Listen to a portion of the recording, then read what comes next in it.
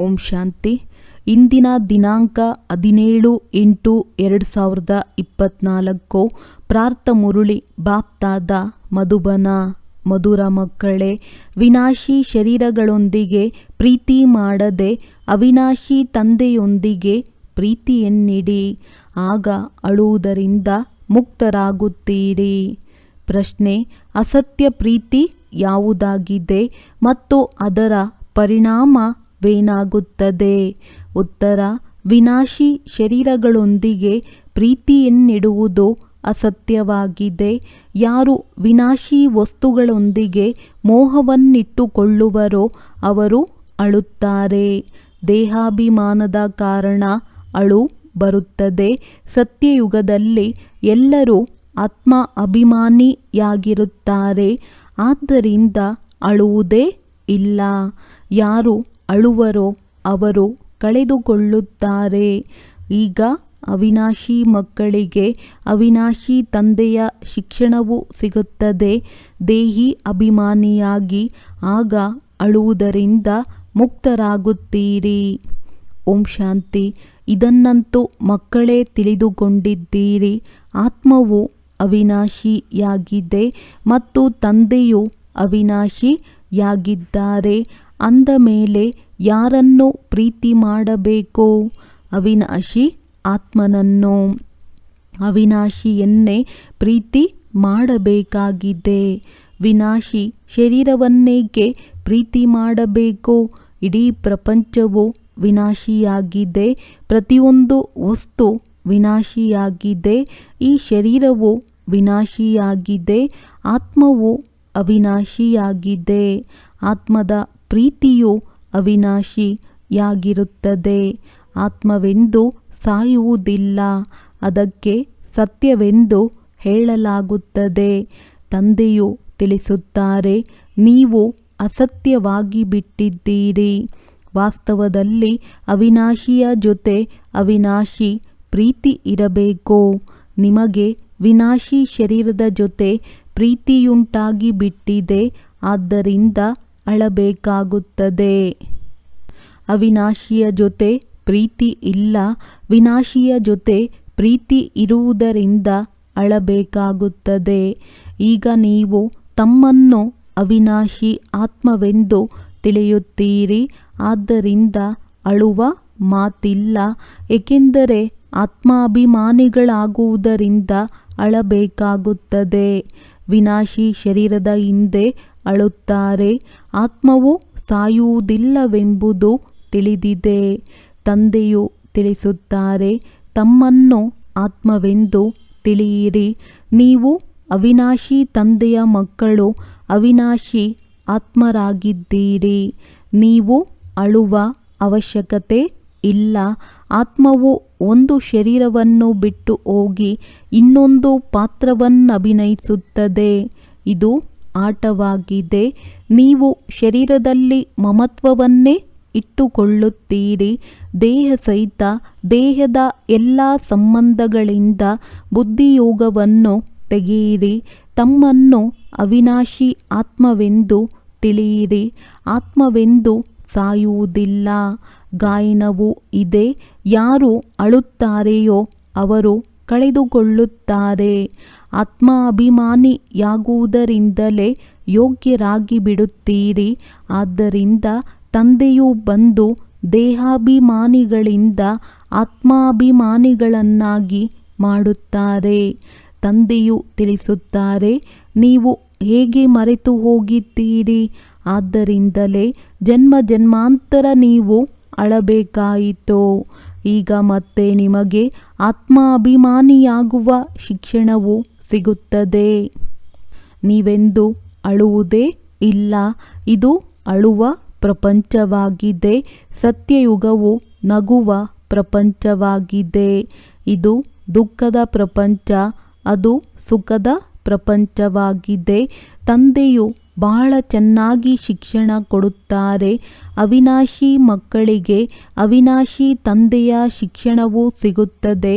ಹಾಗೂ ದೇಹಾಭಿಮಾನಿಗಳಾಗುವುದರಿಂದ ದೇಹವನ್ನೇ ನೋಡುತ್ತಾ ಶಿಕ್ಷಣವನ್ನು ಕೊಡುತ್ತಾರೆ. ಆದ್ದರಿಂದ ದೇಹದ ನೆನಪು ಬರುವುದರಿಂದ ಅಳುತ್ತಾರೆ.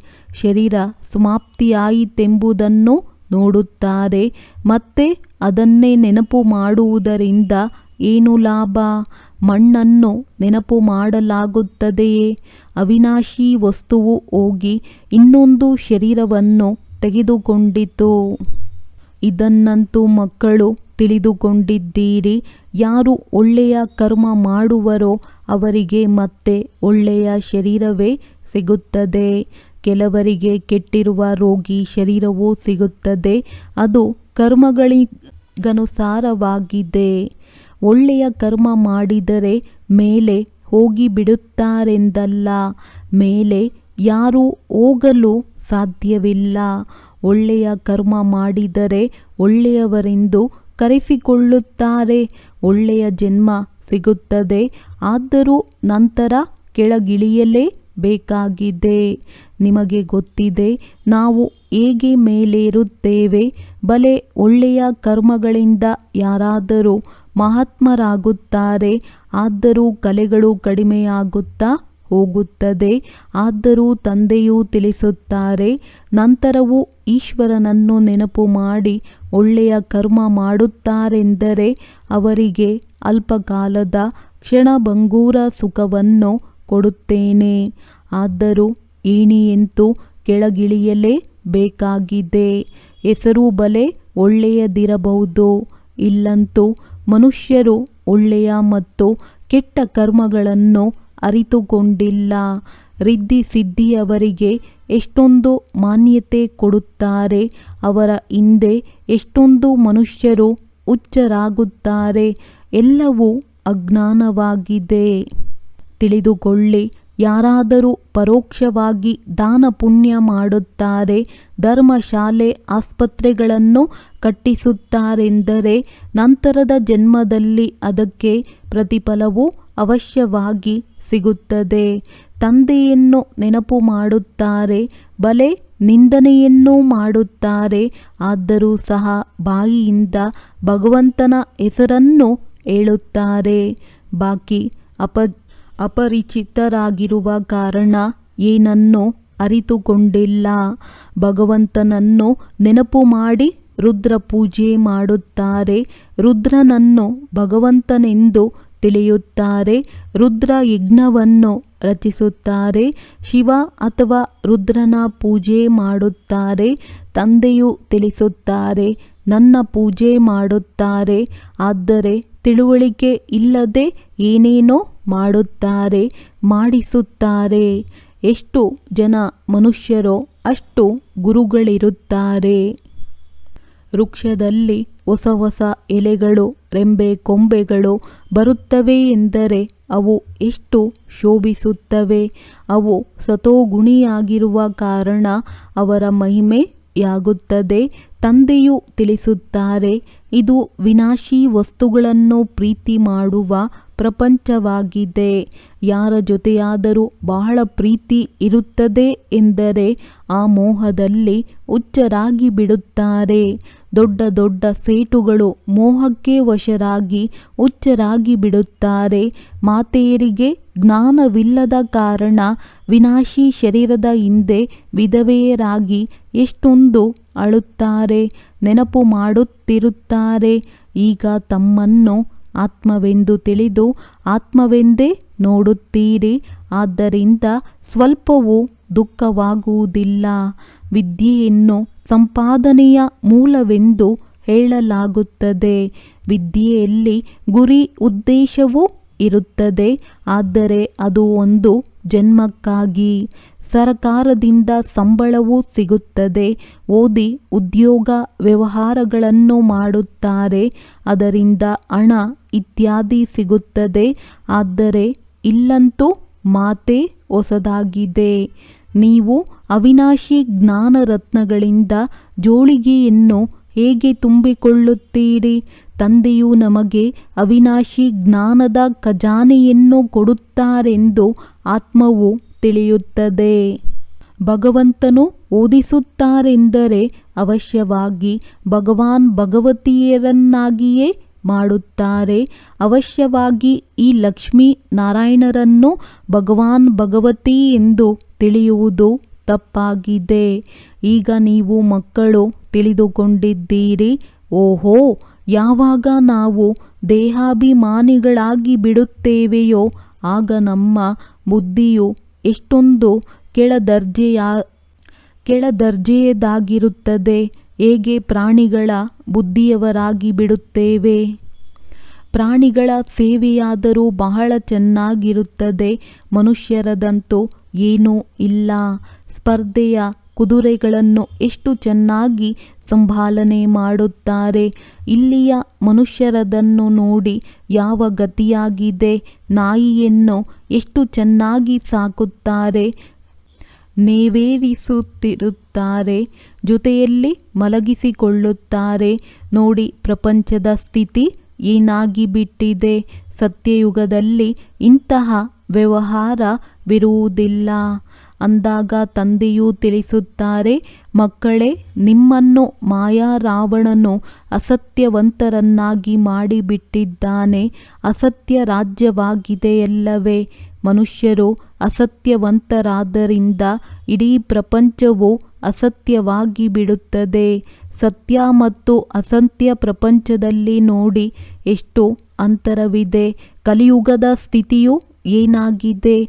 ನಾನು ಸ್ವರ್ಗ ಸ್ಥಾಪನೆ ಮಾಡುತ್ತಿದ್ದೇನೆಂದರೆ ಮಾಯೆಯು ತನ್ನ ಸ್ವರ್ಗವನ್ನು ತೋರಿಸುತ್ತದೆ, ತನ್ನ ಪ್ರಭಾವವು ಬೀರುತ್ತದೆ. ತಾತ್ಕಾಲಿಕ ಹಣವು ಎಷ್ಟೊಂದಿದೆ. ನಾವು ಇಲ್ಲಿಯೇ ಸ್ವರ್ಗದಲ್ಲಿ ಕುಳಿತಿದ್ದೇವೆಂದು ತಿಳಿಯುತ್ತಾರೆ. ಸ್ವರ್ಗದಲ್ಲಿ ಎಷ್ಟು ಉದ್ದವಾದ 100 ಅಂತಸ್ತಿನ ಮನೆಗಳಿರುತ್ತವೆಯೇ. ಇಷ್ಟು ಜಮೀನನ್ನು ನೀವು ಏನು ಮಾಡುತ್ತೀರಿ. ಇಲ್ಲಿ ಜಮೀನಿನ ಹಿಂದೆ ಹೊಡೆದಾಡುತ್ತಾರೆ, ಜಗಳವಾಡುತ್ತಾರೆ. ಅಲ್ಲಿ ಜಮೀನೇನೆಲ್ಲವೂ ನಿಮ್ಮದೇ ಆಗಿರುತ್ತದೆ. ಎಷ್ಟು ಹಗಲು ರಾತ್ರಿಯ ಅಂತರವಿದೆ. ಅವರು ಲೌಕಿಕ ತಂದೆ ಮತ್ತು ಇವರು ಪಾರಲೌಕಿಕ ತಂದೆ. ಪಾರಲೌಕಿಕ ತಂದೆಯು ಮಕ್ಕಳಿಗೆ ಏನು ತಾನೇ ಕೊಡುವುದಿಲ್ಲ. ಅರ್ಧಕಲ್ಪ ನೀವು ಭಕ್ತಿ ಮಾಡುತ್ತೀರಿ. ತಂದೆಯು ನೇರವಾಗಿ ತಿಳಿಸುತ್ತಾರೆ, ಮಕ್ಕಳೇ, ಇದರಿಂದ ಮುಕ್ತಿ ಸಿಗುವುದಿಲ್ಲ, ಅರ್ಥಾತ್ ನನ್ನೊಂದಿಗೆ ಮಿಲನ ಮಾಡುವುದಿಲ್ಲ. ನೀವು ಮುಕ್ತಿಧಾಮದಲ್ಲಿ ನನ್ನೊಂದಿಗೆ ಮಿಲನ ಮಾಡುತ್ತೀರಿ. ನಾನೂ ಸಹ ಮುಕ್ತಿಧಾಮದಲ್ಲಿರುತ್ತೇನೆ. ನೀವು ಸಹ ಮುಕ್ತಿಧಾಮದಲ್ಲಿರುತ್ತೀರಿ. ನಂತರ ಅಲ್ಲಿಂದ ಸ್ವರ್ಗದಲ್ಲಿ ಬರುತ್ತೀರಿ. ಅಂದರೆ ಸ್ವರ್ಗದಲ್ಲಿ ನಾನು ಇರುವುದಿಲ್ಲ. ಇದು ಡ್ರಾಮಾ ಆಗಿದೆ. ನಂತರ ಚಾಚು ತಪ್ಪದೆ ಈ ರೀತಿ ಪುನರಾವರ್ತನೆಯಾಗುತ್ತದೆ. ಮತ್ತೆ ಈ ಜ್ಞಾನವೇ ಮರೆತು ಹೋಗುತ್ತದೆ. ಎಲ್ಲಿಯವರೆಗೆ ಸಂಗಮಯುಗವು ಬರುವುದಿಲ್ಲವೋ ಅಲ್ಲಿಯವರೆಗೆ ಗೀತಾ ಜ್ಞಾನವಿರಲು ಹೇಗೆ ಸಾಧ್ಯ. ಬಾಕಿ ಯಾವುದೇ ಶಾಸ್ತ್ರಗಳಿವೆಯೋ ಅವು ಭಕ್ತಿ ಮಾರ್ಗದ ಶಾಸ್ತ್ರಗಳಾಗಿವೆ. ಈಗ ನೀವು ಜ್ಞಾನವನ್ನು ಕೇಳುತ್ತಿದ್ದೀರಿ. ನಾನು ಬೀಜರೂಪ ಜ್ಞಾನ ಸಾಗರನಾಗಿದ್ದೇನೆ. ನಿಮ್ಮನ್ನೇನು ಶ್ರಮಪಡಲು ಬಿಡುವುದಿಲ್ಲ. ಕಾಲಿಗೂ ಸಹ ಬೀಳುವಂತಿಲ್ಲ. ಯಾರ ಕಾಲಿಗೆ ಬೀಳುತ್ತೀರಿ. ಶಿವ ತಂದೆಗಂತೂ ಕಾಲುಗಳು ಇಲ್ಲವೇ ಇಲ್ಲ. ಕಾಲಿಗೆ ಬೀಳುವುದಾದರೆ ಈ ಬ್ರಹ್ಮರವರ ಕಾಲಿಗೆ ಬಿದ್ದಂತಾಗುತ್ತದೆ. ನಾನಂತೂ ನಿಮ್ಮ ಗುಲಾಮನಾಗಿದ್ದೇನೆ. ಅವರಿಗೆ ನಿರಾಕಾರಿ, ನಿರಹಂಕಾರಿ ಎಂದು ಹೇಳಲಾಗುತ್ತದೆ. ಅದು ಸಹ ಯಾವಾಗ ಅವರು ಪಾತ್ರದಲ್ಲಿ ಬರುವರೋ ಆಗಲೇ ಅವರು ನಿರಹಂಕಾರಿ ಎಂದು ಹೇಳಲಾಗುತ್ತದೆ. ಆ ತಂದೆಯು ನಿಮಗೆ ಅಪಾರ ಜ್ಞಾನವನ್ನು ಕೊಡುತ್ತಾರೆ.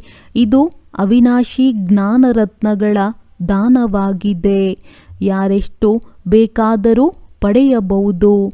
ಅವಿನಾಶಿ ಜ್ಞಾನರತ್ನಗಳನ್ನು ತೆಗೆದುಕೊಂಡು ನಂತರ ಅನ್ಯರಿಗೆ ದಾನ ಮಾಡುತ್ತಾ ಇರಿ.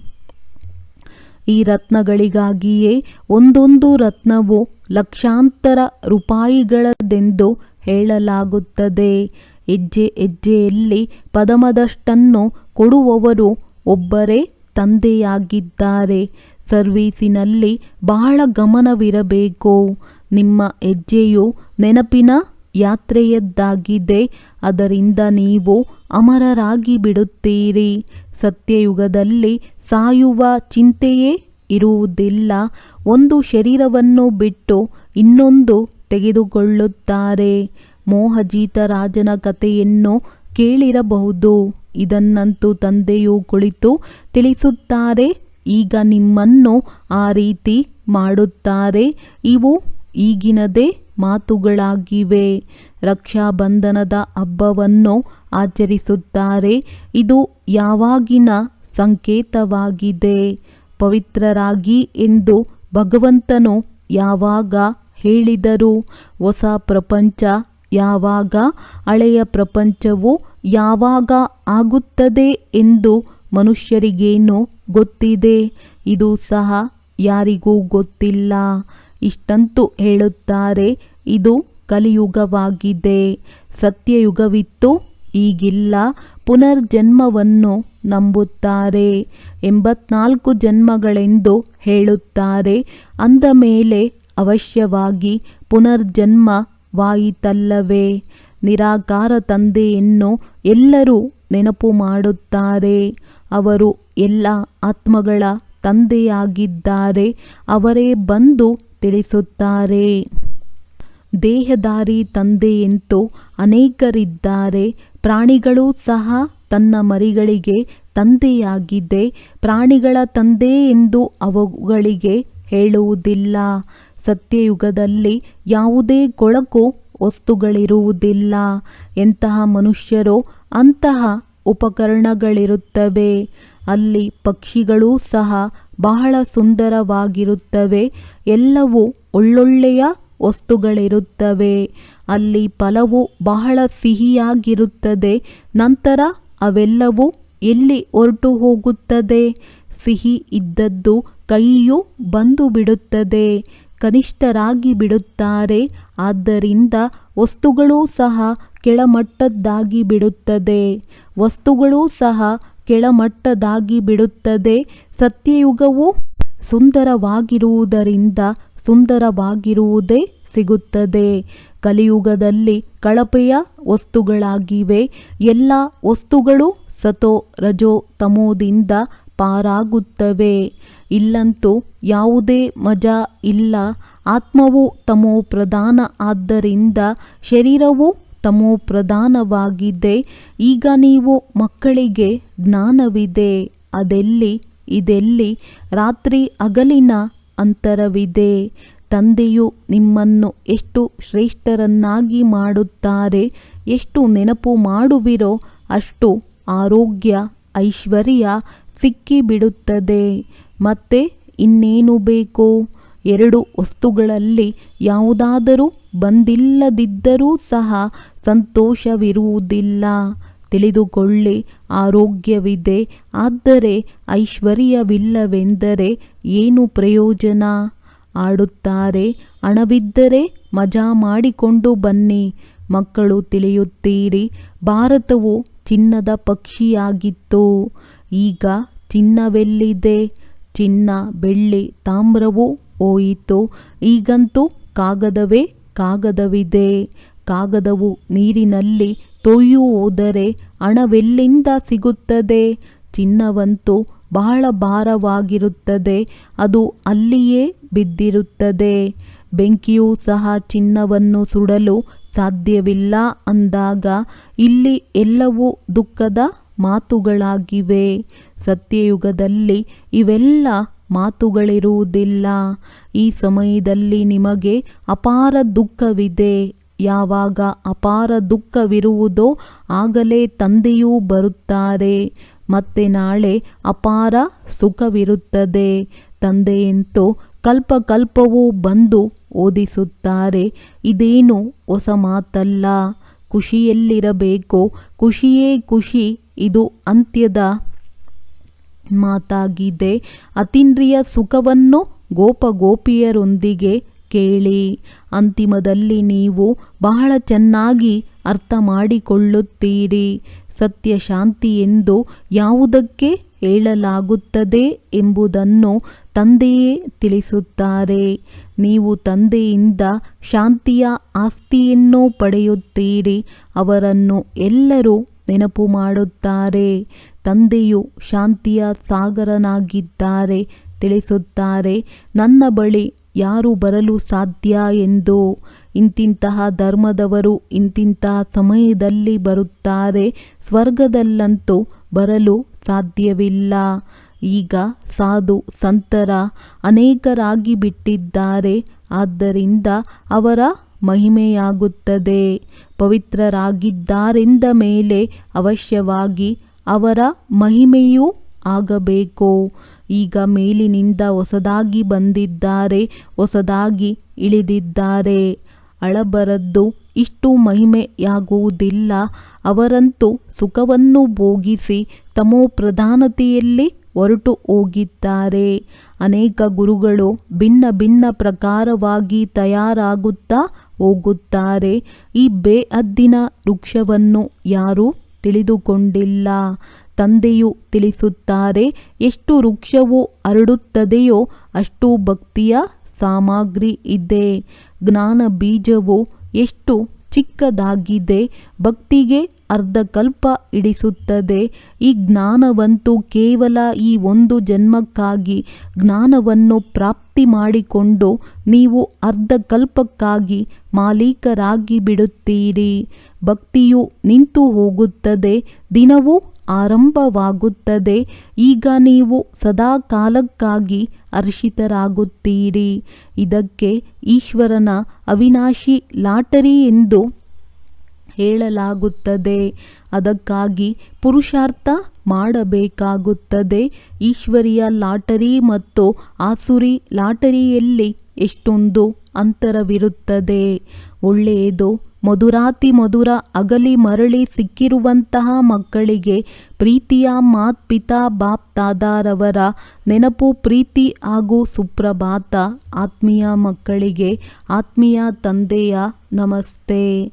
ಧಾರಣೆಗಾಗಿ ಮುಖ್ಯ ಸಾರ. ನಿಮ್ಮ ನೆನಪಿನ ಪ್ರತಿ ಹೆಜ್ಜೆಯಲ್ಲಿ ಪದಮಗಳಿವೆ. ಇದರಿಂದಲೇ ಅಮರ ಪದವಿಯನ್ನು ಪ್ರಾಪ್ತಿ ಮಾಡಿಕೊಳ್ಳಬೇಕಾಗಿದೆ. ತಂದೆಯಿಂದ ಯಾವ ಅವಿನಾಶಿ ಜ್ಞಾನ ರತ್ನಗಳು ಸಿಗುತ್ತವೆಯೋ ಅವುಗಳ ದಾನ ಮಾಡಬೇಕಾಗಿದೆ. ಆತ್ಮ ಅಭಿಮಾನಿಯಾಗಿ ಅಪಾರ ಖುಷಿಯ ಅನುಭವ ಮಾಡಬೇಕಾಗಿದೆ. ಶರೀರದಿಂದ ಮೋಹವನ್ನು ತೆಗೆದು ಸದಾ ಹರ್ಷಿತರಾಗಿರಬೇಕು. ಮೋಹಜೀತರಾಗಬೇಕು. ವರದಾನ. ಪ್ರತಿ ಗಳಿಗೆಯನ್ನು ಅಂತಿಮ ಗಳಿಗೆ ಎಂದು ತಿಳಿದು ಸದಾ ಆತ್ಮೀಯ ಮೋಜಿನಲ್ಲಿರುವಂತಹ ವಿಶೇಷ ಆತ್ಮಭವ. ಸಂಗಮಯುಗ ಆತ್ಮೀಯ ಮೋಜಿನಲ್ಲಿರುವಂತಹ ಯುಗವಾಗಿದೆ. ಆದ್ದರಿಂದ ಪ್ರತಿ ಗಳಿಗೆ ಆತ್ಮೀಯ ಮೋಜಿನ ಅನುಭವ ಮಾಡುತ್ತೀರಿ ಎಂದು ಯಾವುದೇ ಪರಿಸ್ಥಿತಿ ಅಥವಾ ಪರೀಕ್ಷೆಯಲ್ಲಿ ತಬ್ಬಿಬ್ಬರಾಗಬೇಡಿ. ಏಕೆಂದರೆ ಈ ಸಮಯ ಅಕಾಲ ಮೃತ್ಯುವಿನದ್ದಾಗಿದೆ. ಸ್ವಲ್ಪ ಸಮಯಕ್ಕಾದರೂ ಒಂದು ವೇಳೆ ಮೋಜಿನ ಬದಲು ತಬ್ಬಿಬ್ಬಾದರೆ ಮತ್ತು ಅದೇ ಸಮಯ ಅಂತಿಮ ಗಳಿಗೆ ಬಂದು ಬಿಟ್ಟರೆ ಆಗ ಅಂತ್ಮತಿ ಸೋಗತಿ ಏನಾಗಬಹುದು. ಆದ್ದರಿಂದ ಸದಾ ಸಿದ್ಧರಾಗಿರುವ ಪಾಠ ಓದಿಸಲಾಗುತ್ತದೆ. ಒಂದು ಸೆಕೆಂಡ್ ಕೂಡ ಮೋಸ ಮಾಡುವಂತಹದಾಗಿರಬಾರದು. ಆದ್ದರಿಂದ ಸ್ವಯಂ ತನ್ನನ್ನು ವಿಶೇಷ ಆತ್ಮ ಎಂದು ತಿಳಿದು ಪ್ರತಿ ಸಂಕಲ್ಪ, ಮಾತು ಮತ್ತು ಕರ್ಮ ಮಾಡಿ ಮತ್ತು ಸದಾ ಆತ್ಮೀಯ ಮೋಜಿನಲ್ಲಿರಿ. ಸ್ಲೋಗನ್. ಅಚಲರಾಗಿರಬೇಕಾದರೆ ವ್ಯರ್ಥ ಮತ್ತು ಅಶುಭವನ್ನು ಸಮಾಪ್ತಿ ಮಾಡಿ.